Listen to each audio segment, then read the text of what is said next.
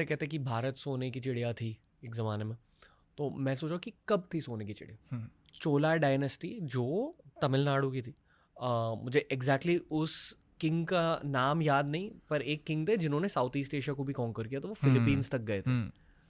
मतलब उस वक्त शायद भारत का मैप फिलीपींस तक स्ट्रेच होता था, हाँ, जहाँ वाटर है exactly north east direction. Yes. और जब भारत अखंड भारत था तब नॉर्थ ईस्ट में पहाड़ नहीं थे वो, तब वो अलग थे। ये तो बन गया ना, इसको डिवाइड किया गया। क्यों वहीं से लकीर डाली गई, क्यों उसको अलग किया गया? क्यों पाकिस्तान ग्रो नहीं कभी नहीं कर पाएगा, कभी भी पाकिस्तान ग्रो नहीं कर पाएगा, बिकॉज उसकी एंट्रेंसेस ऐसी बनती हैं, बिकॉज उसका स्ट्रक्चर ऐसा बनता है कि वो कोई ना कोई और उस पर डोमिनेट हमेशा कर पाएगा। Everything is just because of the environment जो आपके आसपास है, वो आपको मैनिपुलेट कर रहा है, करता था और करता रहेगा। आप उस पर यकीन करते हो नहीं करते, दैट इज सब्जेक्टिव, बट आपको करना चाहिए, आपको देखना चाहिए।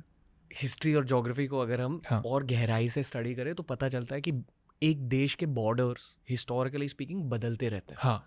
क्योंकि हमारी एज 30 साल की है, 40 साल की है मैक्स, स्पेशली जो लोग पॉडकास्ट देख रहे हैं, हमें पता भी नहीं कि बॉर्डर्स कैसे कैसे बदलते हैं। हिस्ट्री को अगर स्कैन किया जाए तो आई एम 100% श्योर कि जिस भारत को हम आज जानते हैं इसके बॉर्डर्स भी बदलेंगे, ऑब्वियसली 110%, शायद 50 साल बाद, शायद 60 साल बाद। बिल्कुल same with Pakistan, same with everyone.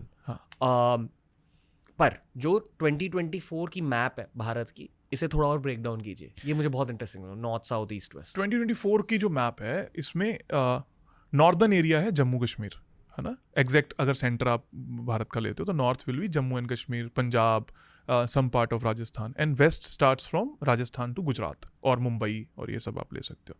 Then south is जो हमारा साउथ इंडिया जिसको हम पूरा बोलते हैं, आंध्र प्रदेश, तमिलनाडु, चेन्नई, ये सब। And east is, east direction सबसे ज़्यादा हाइप क्रिएट करेगी आपके और मेरे बीच में, सबसे अच्छी है। लेकिन ईस्ट के जो लोग हैं वो हमेशा एक लोअर एंगल पर हमेशा रहेंगे। आज के भारत में सबसे ज़्यादा पढ़े लिखे लोग कहाँ हैं, कौन सी डायरेक्शन में मिल रहे हैं आपको? South. The highest literacy rate is in south. North का जो लोग हैं वो हमेशा से इमोशनल रहेंगे, हमेशा।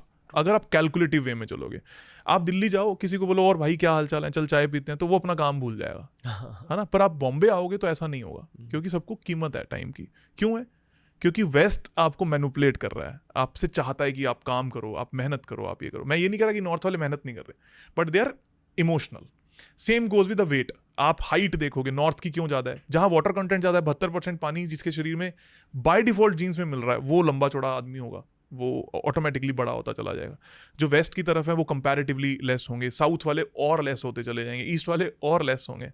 तो ये पूरे भारत की एक संरचना है जो आप देख सकते हो। क्यों पर्टिकुलर शहर ग्रो नहीं करता? अब मैं आपको मुंबई की बात करता हूँ।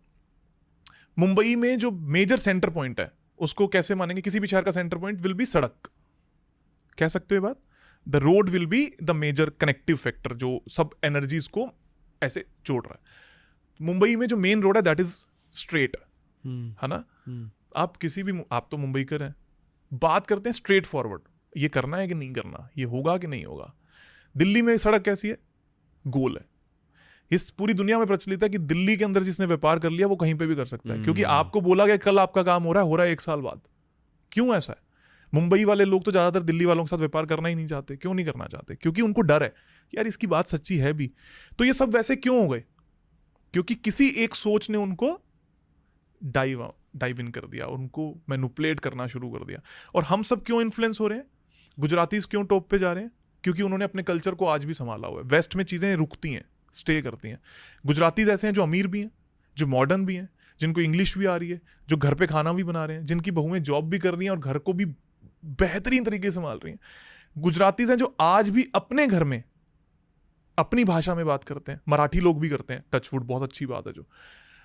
तो ये सब क्यों है? क्योंकि उनके पास वो सब चीजें रुक गई हैं। वाटर एलिमेंट सबसे ज्यादा हाईली इन्फ्लुएंस्ड हो जाता है। नॉर्थ के ऊपर सबसे ज्यादा बुरा प्रभाव अंग्रेजों का या मुगल्स का हमेशा से रहा। साउथ के पास उतना नहीं गया, वेस्ट के पास उतना नहीं गया। क्यों नहीं गया?